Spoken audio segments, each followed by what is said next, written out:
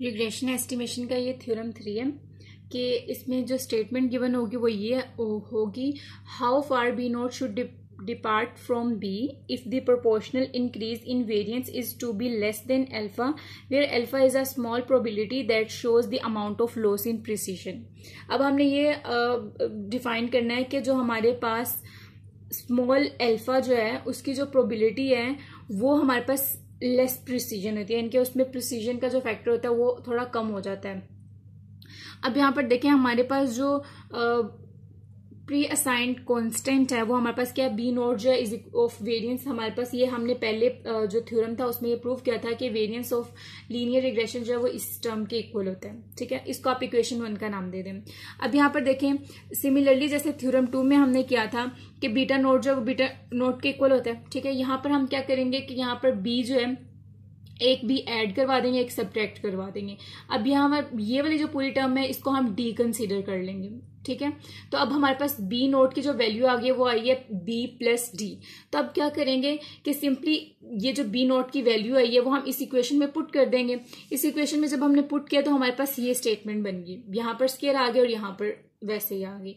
अब यहाँ पर जब इस स्क्वायर को ओपन किया है, बी स्क्वायर और साथ में एस स्क्वायर को मल्टीप्लाई कराया तो ये इक्वेशन ये वैल्यू बन गई।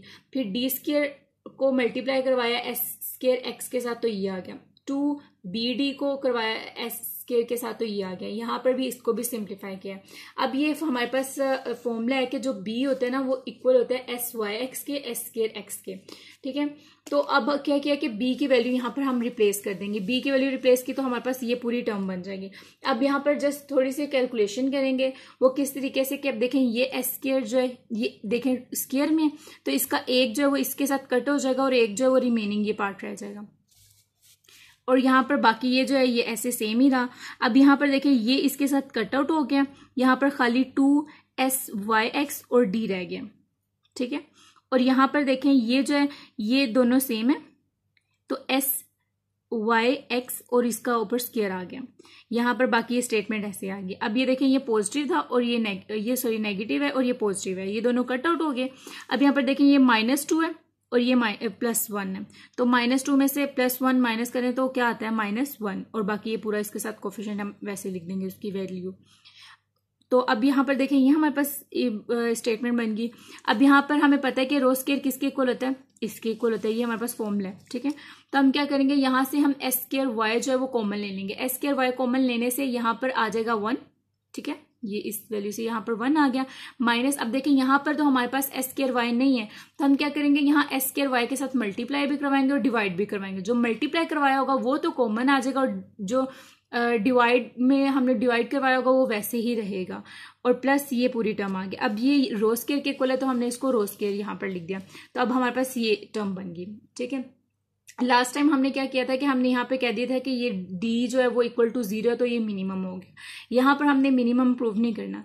ठीक है, तो अब देखें क्या करना है कि यहाँ पर एज ये हमने अभी इक्वेशन हमने बताया कि b जो है वो इसके इक्वल है। ठीक है, तो d हमारे पास किसके इक्वल होगा, b नोट माइनस b के इक्वल होगा। यहाँ से देखें d निकालें, ये इधर जाके -b हो जाएगा तो ये बन जाएगी। तो इसमें क्या करेंगे कि d की वैल्यू यहाँ पर पुट कर देंगे जो कि हमने खुद एज्यूम की गई थी, वो हमने d की वैल्यू पुट की। अब यहाँ से हम अगर कॉमन लेना चाहें ये पूरी टर्म तो उसको किस तरह से कॉमन लेंगे कि ये हमारे पास S square Y 1 minus rho square आ गया। यहाँ पर ये देखें ये 1 आ गया और यहाँ पर देखें ये पूरी टर्म नहीं है ना तो हमने मल्टीप्लाई भी करवाया था और डिवाइड भी करवाया था। जो हमने मल्टीप्लाई करवाया वो तो हमारे पास ये आ गया। ठीक है, और जो डिवाइड करवाया वो वैसे ही रहा यहाँ पर। ठीक है, इसके नीचे। अब यहाँ पर देखें क्या हमारे पास ये स्टेटमेंट बन गया। अब यहाँ पर हमने क्या कि इसके अंदर अब कैलकुलेशन किया वो किस तरह से कि एक बी को मल्टीप्लाई भी करवाया डिवाइड भी करवाया। जब हमने इसको इस तरह करवाया तो अगर हम इससे कॉमन निकालना चाहें तो हमने बी को हमने बाहर निकाला, वो स्क्वायर में है तो वो क्या हो जाएगा बी स्क्वायर हो जाएगा। यहाँ पर बी नोट ओवर बी ही रहेगा क्योंकि ये वाला बी सिर्फ कॉमन गया और ये 1 वैसे ही आ गया। यहाँ हमने लेट कर लिया कि जो हमारे पास बी एस एक्स है वो हमारे पास रो एस वाई के इक्वल है। ठीक है, तो क्या करेंगे कि बी की जगह इसको रिप्लेस कर देंगे। अब बी जो है वो स्क्वायर में है तो यहाँ पर ये वाली टर्म भी क्या हो जाएगी, स्क्वायर में आ जाएगी। ठीक है, ये देखिए ये पूरी टर्म एस स्क्वायर के साथ है ना, एस के साथ, तो इस पूरी टर्म में हमने ये पुट कर दिया, रिप्लेस करवा दिया। बाकी पूरी स्टेटमेंट ऐसे दी। अब ये जो है ये इसके साथ कट हो गया। अब यहाँ पर रो स्क्वायर और नीचे 1 माइनस रो स्क्वायर रिमेनिंग रहा। अब यहाँ पर देखें नेक्स्ट स्टेप में क्या किया हमने, लास्ट क्वेश्चन में हमने ये प्रूव भी किया था कि ये वाली जो पूरी टर्म होती है ये हमारे पास वेरिएंस मिनिमम होता है लीनियर रिग्रेशन का। तो हमने यहाँ पर जस्ट लिख दिया कि ये हमारे पास वेरिएंस जो है मिनिमम लीनियर रिग्रेशन का, उसके सैम्पल इस तरह होता है, ठीक है, वो हमने इस तरह लिख दिया। बाकी ये हमारे पास जो है वो दूसरा जो हम क्वेश्चन का ही चलता आ रहा है वो है, और ये पूरी टर्म वैसे ही रहने दी। अब यहाँ पर देखें जब इसको इसके साथ मल्टीप्लाई करवाया तो ये आ गया, इसको जब इसके साथ मल्टीप्लाई करवाएंगे तो ये आ जाएगा। यहाँ से क्या किया कि इन वैल्यूज को अलग कर लिया। अब ये यहाँ पर पॉजिटिव है, इस साइड पे जाके नेगेटिव हो जाएगा, ये मल्टीप्लाई हो रहा है, दूसरी साइड पे आके क्या हो गया, डिवाइड हो गया। अब यहाँ पर ये बन गया। अब यहाँ पर हमने ये प्रूव करना है, ये हमने स्टेटमेंट लिखनी है कि ये जो हमारे पास ये वाली टर्म है ये भी हमारे पास लेस देन अल्फा है, स्मॉल है, और ये वाली जो ये टर्म है ये भी लेस देन अल्फा है, ठीक है। तो हमने ये यहाँ पर स्टेटमेंट लिख दिया।